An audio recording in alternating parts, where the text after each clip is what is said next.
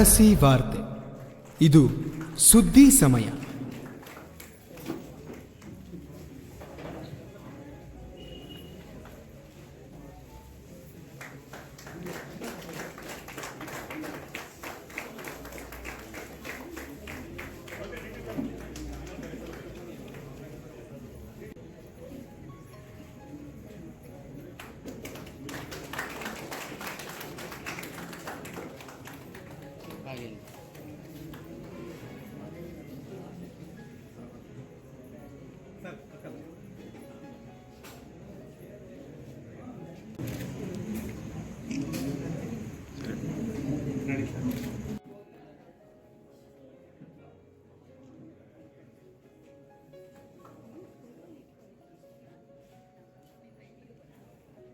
Leadership quality ನನ್ನ ಸ್ವಲ್ಪ ಕಮ್ಮಿ. ನಾನು ಯಾಕೆಂದರೆ ಶಿವಶಂಕರ್ ನೋಡಿ ಕಲಿಬೇಕಾಯ್ತು. ಅವ್ರ ಲೀಡರ್ಶಿಪ್ ಕ್ವಾಲಿಟಿ ಚೆನ್ನಾಗಿತ್ತು. ಅವ್ರು ನೋಡಿ ಅಥವಾ ಅವ್ರು ನಮಗೆ ಪ್ರೇರಕರಾಗಿದ್ದರು.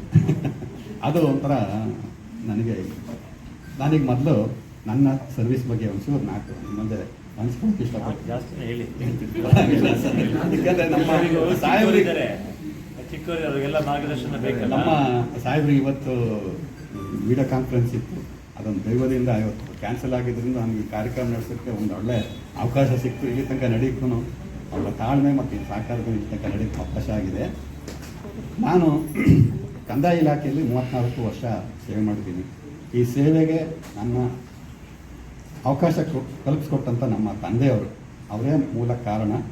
ಅವರ ಅನುಗ್ರಹದಿಂದ ನಾನಿವತ್ತು ಸರ್ಕಾರಿ ಸೇವೆಯಲ್ಲಿ ಸೇವೆ ಸಲ್ಲಕ್ಕೆ ಅವಕಾಶ ಆಯಿತು. ಯಾಕೆಂದರೆ ನಮ್ಮ ತಂದೆ 35 ವರ್ಷ ಕಂದಾಯ ಇಲಾಖೆಯಲ್ಲೇ ಸರ್ವಿಸ್ ಮಾಡಿದವರು, ಚಿಕ್ಕಮಗಳೂರು ಜೈನಲ್ಲೇ ಸೇವೆ ಮಾಡಿದವರು. ಅವರು ಕೊನೆಯ ಒಂದು 2 ವರ್ಷದಲ್ಲಿ ಅನಾರೋಗ್ಯ ಆಯಿತು. ಹಾಗಾಗಿ ಅವ್ರು ಸರ್ವಿಸ್ ಮಾಡೋಕ್ಕಾಗಲಿಲ್ಲ. ಅದರ ಹಿನ್ನೆಲೆಯಲ್ಲಿ ಅವರು ವಾಲಂಟ್ರಿ ರಿಟೈರ್ಮೆಂಟ್ ತಗೊಂಡ್ರು. ಹಿಂದಿನ ಸರ್ಕಾರದಲ್ಲಿ ಒಂದು ಅವಕಾಶ ಇತ್ತು, ಅನಾರೋಗ್ಯ ನಿಮಿತ್ತ ಯಾರಾದ್ರೂ ವಾಲಂಟ್ರಿ ತಗೊಂಡ್ರೆ ಅವರ ಕುಟುಂಬದವ್ರಿಗೆ ಒಂದು ನೌಕರಿ ಕೊಡ್ಬೋದು ಅನ್ನಿತ್ತು. ಅದರಲ್ಲೂ ಡಿ ಗ್ರೂಪ್ನವ್ರಿಗೆ ಒಂದು ಕೊಡಬೇಕು. ನಮ್ಮ ತಂದೆ ಡಿ ಗ್ರೂಪ್ನವರಾಗಿತ್ತು. ಆವಾಗ ಒಂದು ಅವಕಾಶ ಸಿಕ್ತು. ಎಲ್ಲ ಅಧಿಕಾರಿ ಮಿತ್ರರೇ, ಸಾರ್ವಜನಿಕ ಬಂಧುಗಳೇ, ನೀವು ಇಷ್ಟೊತ್ತು ಎಲ್ಲ ಮಾತಾಡಿದ್ರಿ.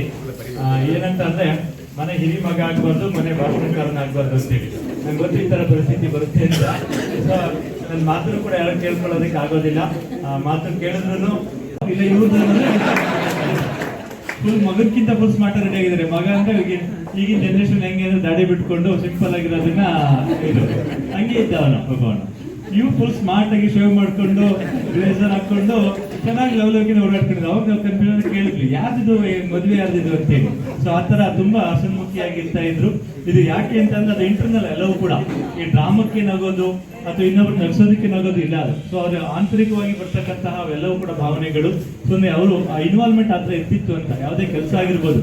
ನಮ್ಮಲ್ಲಿ ಬಂದಾಗ ನಾನು ಪ್ರತಿಯೊಬ್ಬರನ್ನ ಕರೆದು ಕೂರಿಸ್ಕೊಂಡು ಮಾತಾಡಿಸ್ತಿದ್ದೆ. ನಾನು ಅದರಲ್ಲಿ ಇವ್ರನ್ನ ಕರೆದು ಮಾತಾಡಿಸ್ತಿದ್ದೆ. ಯಾಕಂದ್ರೆ ಇವ್ರ ಅನುಭವ ಜಾಸ್ತಿ ಇತ್ತಲ್ಲ.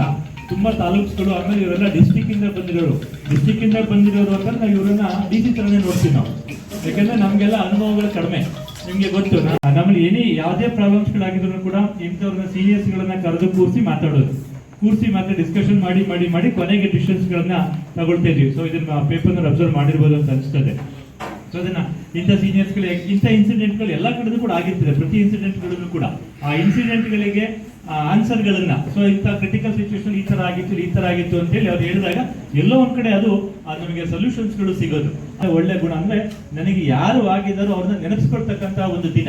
ಯಾಕಂದ್ರೆ ನಿಮ್ಗೆ ಗೊತ್ತಿರ್ಬೋದು, ನಾವು ಮೆಟ್ಲುಗಳನ್ನ ಹತ್ಕೊಂಡೋಗಿ ಮೆಟ್ಲು ಹತ್ತಿದ ಮೇಲೆ ಮೆಟ್ಲನ್ನ ಬೀಳಿಸ್ಬಿಡ್ತೀವಿ ನಾವು ಅದನ್ನ, ಅಲ್ವಾ? ಸೊ ಯಾಕಂದ್ರೆ ಯಾರ ಹೆಸರನ್ನು ಕೂಡ ಹೇಳಿದ್ರೆ ಎಲ್ಲಿ ನಾನು ಅವ್ರ ಮುಂದೆ ಚಿಕ್ಕವನು ಆಗ್ತೀನಿ ಅಂತ ಒಂದು ಮನೋಭಾವನೆ ನಮ್ಮಲ್ಲಿ ಇರ್ತದೆ. ಸೊ ಆತರ ಇಲ್ಲ, ಅವರು ಪ್ರತಿಯೊಬ್ಬರನ್ನು ಕೂಡ ನೆನಪಿಸ್ಕೊಂಡವ್ರು ಈ ಒಂದು ಸಾಧನೆ ಮಟ್ಟಕ್ಕೆ ಬರಬೇಕು. ಅವ್ರಿಗೆ ಹೆಲ್ಪ್ ಆಗಿರ್ತಕ್ಕಂಥದ್ದು ಕುಟುಂಬ ಆಗಿರ್ಬೋದು, ಸಾರ್ವಜನಿಕರಾಗಿರ್ಬೋದು, ಯಾರೇ ಆಗಿರ್ಬೋದು, ಎಲ್ಲರನ್ನೂ ಕೂಡ ಅವ್ರು ನೆನಪಿಸ್ಕೊಳ್ತಕ್ಕಂಥ ಒಂದು ಕೃತಜ್ಞತಾ ಸಮಾರಂಭವನ್ನು ಅವರೇ ಅದನ್ನ ಹಮ್ಮಿಕೊಂಡಿದ್ದಾರೆ. ಸೊ ಇದು ಎಲ್ಲರಿಗೂ ಕೂಡ ಬರೋದಕ್ಕೆ ಸಾಧ್ಯ ಇಲ್ಲ. ಸೊ ಯಾರಿಗೆ ಒಂದು ವ್ಯಕ್ತಿ ಒಂದು ಒಳ್ಳೆ ಸರ್ವಿಸ್ ಅಂದ್ರೆ ಸೇವೆ ಆಗಿರ್ಬೋದು ಅಥವಾ ಒಂದು ಎಕ್ಸ್ಪೀರಿಯನ್ಸ್ಗಳು, ಅನುಭವಗಳು ಯಾರಿಗಾಗಿರ್ತದೋ ಅಂಥವ್ರು ಮಾತ್ರ ಮಾಡೋದಕ್ಕೆ ಸಾಧ್ಯ. ಸೊ ಇಂಥ ಒಂದು ಒಳ್ಳೆ ವ್ಯಕ್ತಿನ ನಾವು ಕಳಿಸ್ಕೊಡ್ತಾ ಇದೀವಿ. ಸೊ ನಿಮ್ಮ ಒಂದು ಸೇವೆನ ನಾವು ಬೇಕಾದಾಗ ನಾವು ಪಡ್ಕೊಳ್ತೀವಿ ಅಂತ ಹೇಳ್ತಾ, ಸೊ ನಮ್ಮ ಮುಜರಾಯಿ ಸೆಕ್ಷನ್ಗೆ ತಮ್ಮ ಸೇವೆಯನ್ನು ಕೊಡ್ಲಿ ಎಂಬುದಾಗಿ ಹೇಳ್ತಾ, ಸೊ ನಾವು ಕರೆದಾಗ ತಾವು ಬರಬೇಕು ಎಂಬುದಾಗಿ ಹೇಳ್ತಾ, ಸೊ ಇವರಿಗೆ ಒಳ್ಳೆಯದು ಆಗ್ಲಿ, ಸೊ ಕುಟುಂಬಕ್ಕೆ ಒಳ್ಳೇದಾಗ್ಲಿ, ಮಕ್ಕಳುಗಳಿಗೆ ಒಳ್ಳೇದಾಗ್ಲಿ ಎಂಬುದಾಗಿ ಹೇಳ್ತಾ ಮಾತಾಡೋದಕ್ಕೆ ಅವಕಾಶ ಕೊಡ್ತೀನಿ. ಎಲ್ಲರಿಗೂ ಕೂಡ ನಮಸ್ಕರಿಸಿ ನನ್ನ ಮಾತನ್ನ ಮುಗಿಸಿ ನಮಸ್ಕಾರ.